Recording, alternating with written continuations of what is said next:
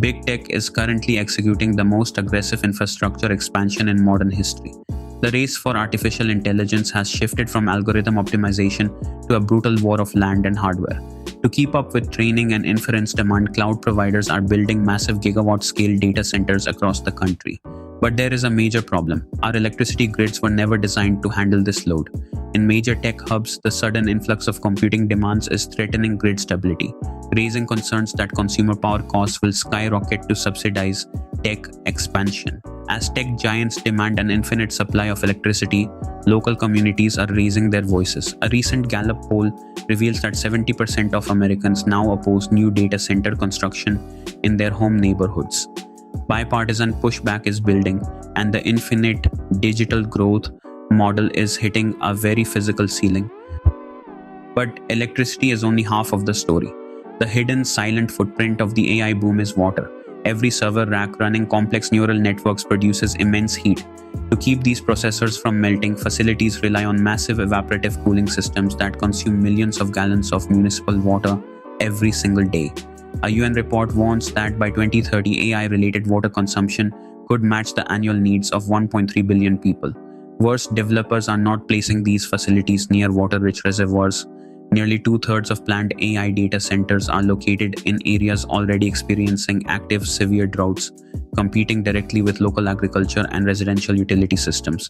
Communities are discovering that having a tech giant as a neighbor means drying out their local rivers. Evaporative cooling is efficient for the cloud, but it is an ecological disaster for local habitats. Tech companies expected simple zoning approvals, but they got a grassroots war.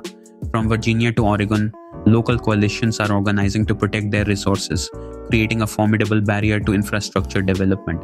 Community organizers are packing town hall meetings, filing environmental lawsuits, and lobbying local councils to deny building permits. The resistance is highly organized and effective. Over the past year, community vetoes have successfully stalled or completely cancelled over $150 billion in proposed cloud infrastructure projects. Tech companies are realizing that venture capital and board approvals mean nothing if the local zoning board refuses to lay the pipes. The local veto is the ultimate bottleneck for artificial intelligence scaling, proving that local resources cannot be bought out. And this grassroots friction is rapidly crystallizing into law. State governments are realizing that grid security and water preservation must take precedence over unchecked tech expansion. The New York State Assembly recently passed a landmark bill introducing a statewide moratorium on new large-scale data centers, marking a major turning point in tech infrastructure regulation. Lawmakers are demanding comprehensive environmental and utility impact studies before any new permits are approved. Similar legislation is being debated in other major technology hubs. The era of unregulated, lightning-fast data center approvals is officially over. Tech companies must now prove their infrastructure will not cripple local grids or dry up local reservoirs before they can lay a single foundation. The lesson of the data center war is simple. The physical world always wins. Silicon Valley dreamed of infinite compute, seamless scaling, and digital virtual worlds, but neural networks still run on physical copper, silica, and water. If tech companies cannot develop closed-loop liquid cooling systems and independent green grids, local councils will continue to pull the plug.